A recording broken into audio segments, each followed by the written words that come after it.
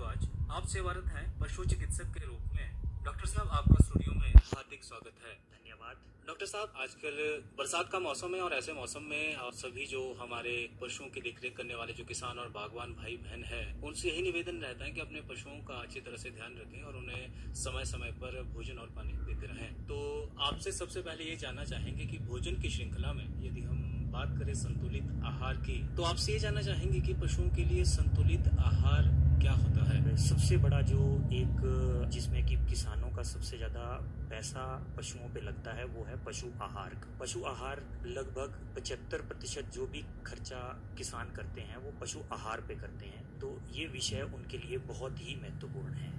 पशु आहार से और संतुलित पशु आहार के बारे में मैं ये बताना चाहता हूँ कि ये वो आहार है जिसमें कि पशु की सारी जरूरतें पूरी हो जाएं। और पूरी जरूरतें वो हैं जैसे जिसमें प्रोटीन, फैट, फाइबर, एनर्जी, इस तरह की सारी जो भी जरूरतें हैं वो पूर्ण रूप से उसमें प्राप्त हों, उस फीड में हों, जिससे कि पशुओं में कोई भी तरह की कमी, दूध उत्पादन में कोई कमी या उनके पाचन तंत्र में कोई खराबी या फिर स्वास्थ्य को लेके भी कोई समस्या ना आए।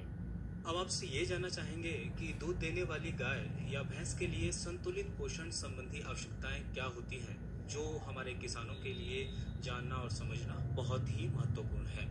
देखिए, सबसे पहले जो पशु पालक है उसको ये जानना जरूरी है कि उसके पशु की जरूरत क्या है। और जरूरत को जानने के लिए सबसे जरूरी होता है उस पशु का वजन। उसके वजन के अनुसार उसकी जो जरूरत होती है, उसके खाने की जो जरूरत होती है वो तय होती है। अगर हम हिमाचल के परिप्रेक्ष्य में बात करें तो यहाँ पे लगभग जो हमारे पशुओं का वजन होता है वो 300 किलो के आसपास होता है। तो एक 300 किलो के वजन का पशु है तो उसको अगर वो दूध भी नहीं दे रहा है, उस कंडीशन में भी आपको प्रतिदिन 10 से 15 किलो हरा चारा, लगभग 3 से 4 किलो सूखा जैसे कि भूसा है या लोग कई जगह पराली देते हैं, और साथ में 1 से 1.5 किलो के आसपास जो अनाज या फीड जो बाजार में होता है या किसान अपने घर पे तैयार करता है वो प्रतिदिन उसको चाहिए। तो ये तो उसकी जो मेंटेनेंस या उसको शरीर को उसको जो चलाना है उसकी ये जरूरत है। इसके अलावा जब वो दूध में आ गया